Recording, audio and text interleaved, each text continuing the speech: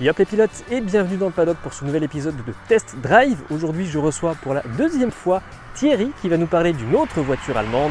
Après la Porsche, la BMW 2000 Touring. C'est parti, juste après le générique.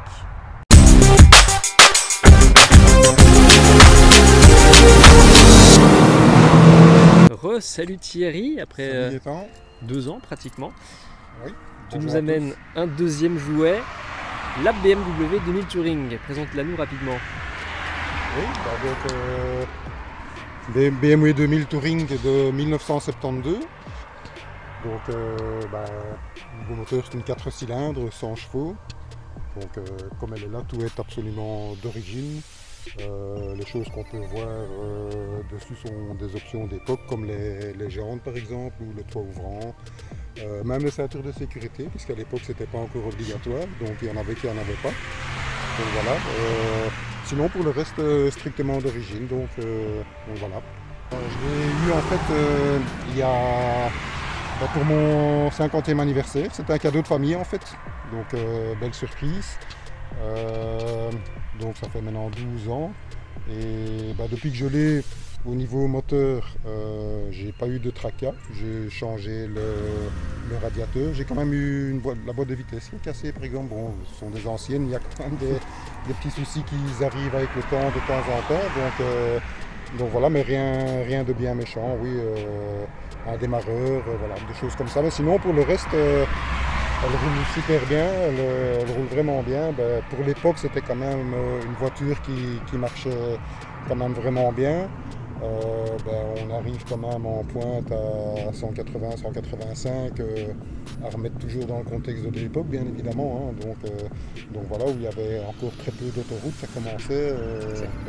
Très peu d'autoroutes et très peu de limitation de vitesse aussi. Pas de limitation, et donc un petit peu, comme on disait, les reines des nationales. Hein, donc voilà. Ouais, BM a toujours eu une réputation de voiture un peu sportive. Oui, c'est vrai. Jusqu'à récemment où ça se calme un peu quand même s'il faut encore des voitures sympas.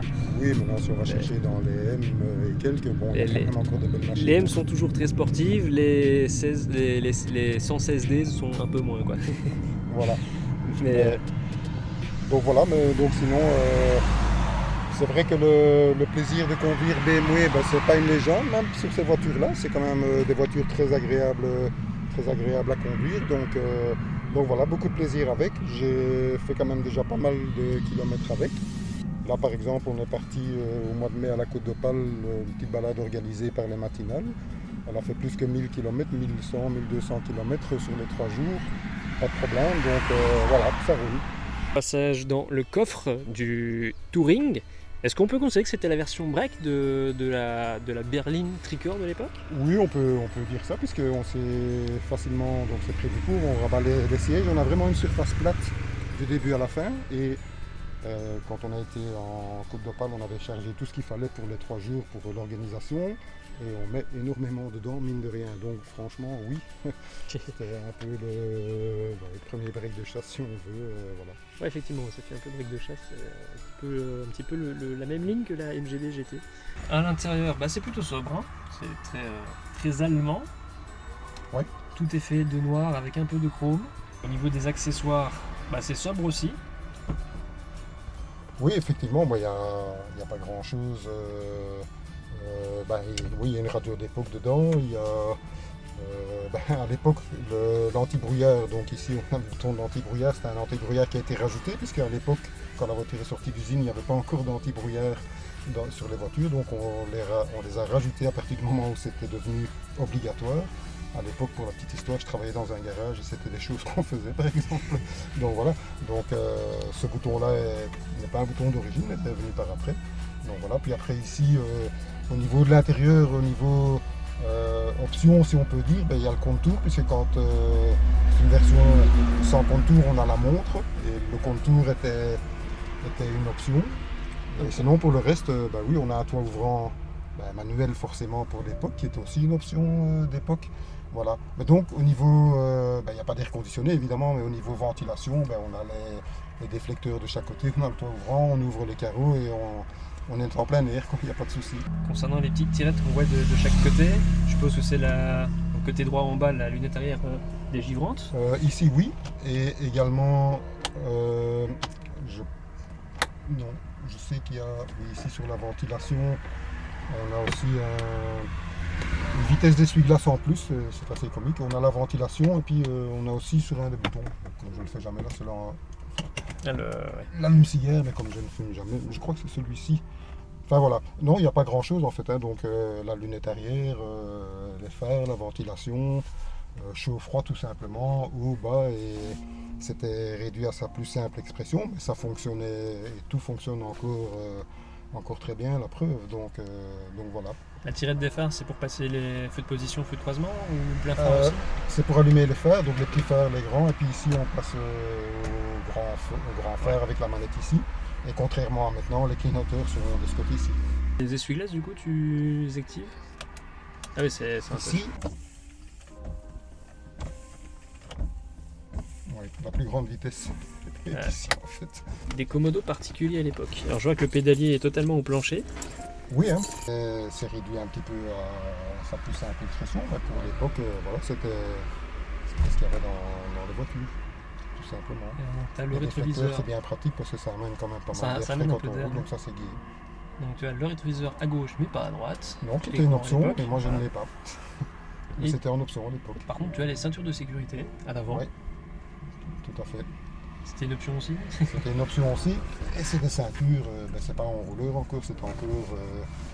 on tire un peu dessus soi-même, on règle un peu soi-même, donc c'était les premières ceintures de l'époque. Simple, mais quand même, je dirais, des produits encore à l'époque de qualité, puisque bon, on peut quand même voir que ça vieillit quand même bien. Le tableau de bord a bien vieilli, quoi. Il n'est pas craquelé.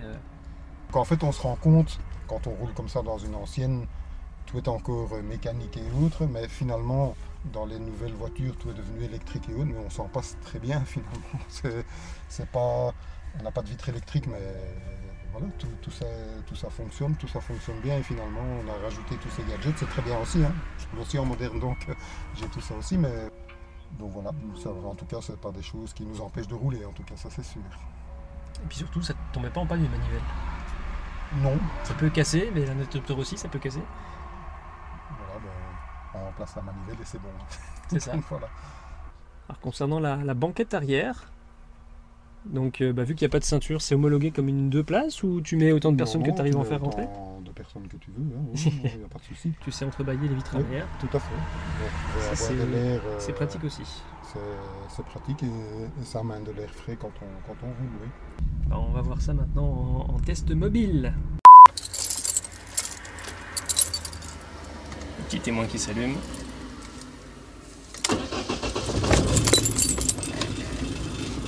C'est déjà une injection électronique? Non, c'est carbu. C'est carbu? T'as un choc qui se fait tout seul ou... Non, il y a un choc manuel. Et c'est quelle manette? Ah oui, j'avais pas vu. Et là il est repoussé normalement. Il est repoussé, donc on a le choc là. Le moteur accumulaire assez souple.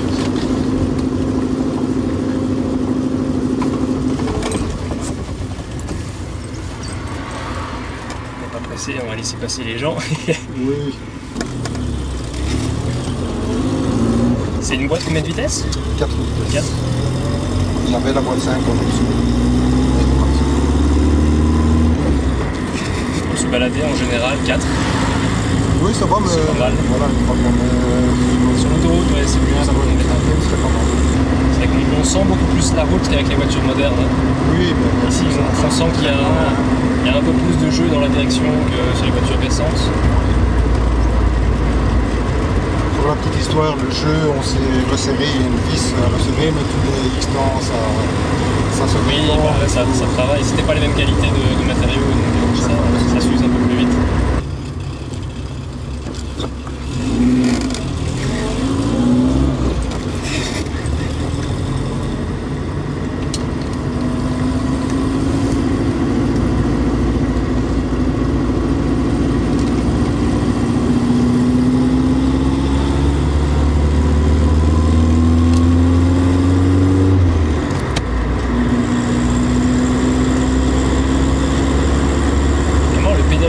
C'est perturbant la première fois qu'on débraye.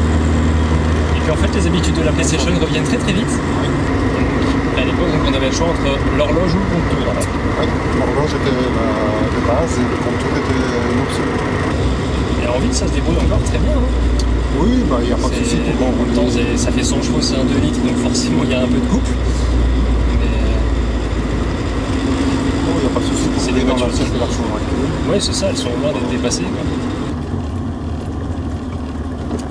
Ouais, c'est pour ça que j'ai l'habitude d'avoir une voiture qui frotte par terre à chaque casse vitesse. C'est vrai que si la BM 2000 touche, il va falloir se poser des questions. Ouais. Le fameux BM de Bommeray. J'ai jamais fait la course de boîte parce qu'elle tombe à chaque fois en même temps qu'un autre événement. On va tester un petit peu les performances. Je sais pas si tu as une bonne maîtrise du talon pointe ou pas, mais j'hésite avec la tienne.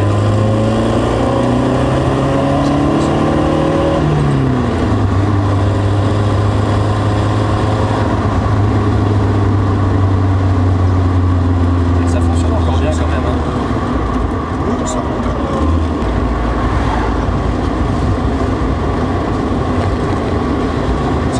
remettre les performances dans le contexte de l'époque. Hein, donc, ah oui, en 72. Mais même encore pour aujourd'hui, elle a encore la forme. Ça roulait quand même pas mal, ça avançait. 185 km/h, c'était pas donné à tout le monde, il fallait déjà vraiment une sportive pour y arriver. Donc voilà. Habituellement, on fait le tournage en après-midi, il y a un peu d'ombre, mais là, que je me garde n'importe où. Alors, je trouve ça quand même marrant. Les boucles de ceinture, là, c'est vraiment le logo Mazda, ça. Alors, est-ce que Mazda faisait des ceintures pour BM? Je ne sais pas. À creuser. Donc, hop, voilà, un petit logo. J'essaie de lire les règles, il y avait une étiquette. C'est une bonne question. Mais en tout cas, ça ressemble énormément à un logo Mazda. Et bah, c'est surprenant parce que Mazda à l'époque était encore assez discret sur notre marché. Oui, ah oui, mais ce serait surprenant qu'ils aient fait des boucles de ceinture pour les Allemands. À mon avis, non, mais tiens, par curiosité, j'enlèverai une fois le papier qui est encore un peu dessus, là, qui colle un peu, il faut voir ce qu'il y a marqué en dessous, mais bon, ça m'étonnerait. Je pense que si on demande à Mike, il saura peut-être nous dire, le Mike, je pense.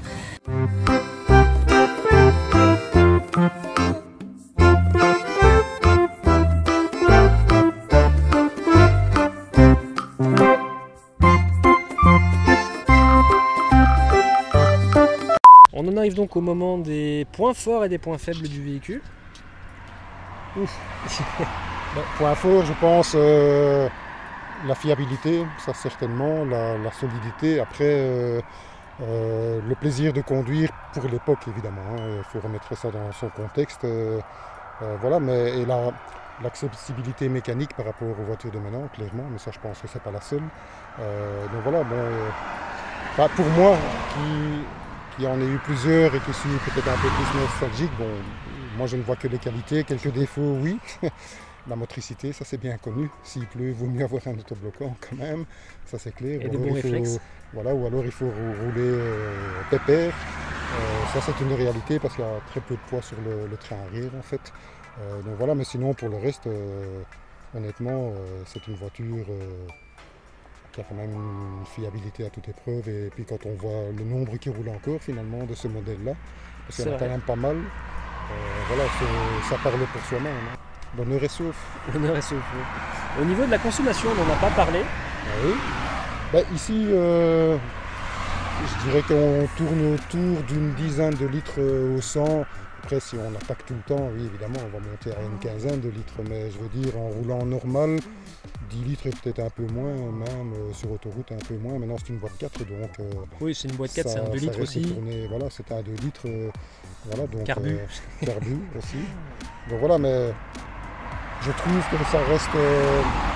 pour les performances et les technologies de l'époque, c'est correct. Voilà, il y a moyen, en roulant certainement tout le temps cool, de descendre plus bas, voilà, mais bon, quand on ne roule pas souvent avec, quand on roule, c'est pour un peu se faire plaisir, oui, donc on roule normalement, donc voilà. Et si on roule tout le temps cool, on finit par encrasser des trucs qui causent problème derrière, donc oui, de temps en temps, il faut lâcher un peu le moteur. Je vais quand même donner mon petit avis aussi. Vous avez déjà entendu pendant l'essai, mais c'est une voiture qui, je trouve, encore aujourd'hui, est tout à fait capable sur route. Elle va peut-être pas battre un record sur la montée du BM de Bommeray, mais en tout cas dans la circulation courante, bah, ça se débrouille encore très bien. Et j'ai l'impression que j'avais déjà dit ça de la Coccinelle, qui pourtant faisait quand même moins de chevaux et moins de couple, et qui avait aussi une boîte 4. Et bon, en fait, j'ai l'impression que toutes les voitures anciennes, en tout cas pour les voitures des années 60 et 70, elles sont toujours parfaitement à la page en fait. Oui, tout à fait. Ben, quand on roule dans la circulation actuelle, on n'a pas le sentiment de déranger. On roule normalement, surtout que vitesse admise à l'heure actuelle. Ben, oui, mais je veux dire, même en termes de relance d'accélération. Non, il y a du couple. Voilà, quand tu es habitué avec la boîte et l'embrayage, tu sais sous quel régime il ne faut pas descendre. Non, voilà, non, tout à fait. Non, c'est tout à fait agréable à rouler. Comment je veux dire, la célèbre phrase, le plaisir de rouler en BMW. C'est encore il est vraiment là. J'ai été surpris aussi par la sonorité. Alors c'est seulement entre guillemets un 4 cylindres, mais il y a quand même une petite sonorité BMW qui s'en sort. Oui, mais qui est relativement discrète, mais qui est là. C'est discret, oui, mais il y a quand même un petit arrière-son BMW, voilà. Tu te dis, ah quand même. Donc ils arrivent quand même à faire des voitures qui chantaient, même quand ils s'adressaient à un public plus familial, je vais dire. Parce que on appelle Touring, hein, c'est l'appellation toujours actuellement des breaks chez BM. Oui, tout à fait. Je crois que c'est sûrement leur break le plus petit jamais conçu. Oui, mais comme je l'ai dit tout à l'heure, en fait quand on rabat la banquette, on a vraiment une surface toute plate pour charger. Et mine de rien, on met énormément dedans, puisque comme j'ai dit, on est parti un peu de pal et on a chargé tout ce qu'il fallait pour l'organisation. Et tout est rentré dedans, et pas de souci. Et elle a bien roulé malgré qu'elle était chargée. Donc franchement, c'était aussi pratique et c'était vraiment à l'usage utile. Si vous avez une voiture que vous jugez intéressante, qu'elle soit ancienne ou moderne, qu'elle soit sportive ou pas, qu'elle soit électrique, pourquoi pas, parce que voilà, c'est le futur, il faut y penser aussi, n'hésitez pas à prendre contact avec moi, vous pouvez juste laisser un commentaire sous la vidéo, ça marchera très bien. Merci à toi Thierry d'être venu présenter ta BMW 2000 Touring après la Porsche du tout premier épisode de la reprise de Test Drive. Avec plaisir Gaëtan, et alors salut à tous et à bientôt sur une matinale éventuellement. Donc, oui, effectivement, voilà. On se verra sur les prochaines matinales. Et puis, quant à nous, la vidéo va se terminer ici. Si elle vous a plu, n'hésitez pas à vous abonner. Vous pouvez bien sûr également rejoindre la chaîne pour soutenir financièrement le paddock. Vous pouvez également faire un tour sur la page Utip. Tous les liens sont en description. Vous pourrez également me trouver sur les réseaux sociaux. Là encore, les liens sont en description. D'ici la prochaine vidéo, portez-vous bien. Ciao. Salut.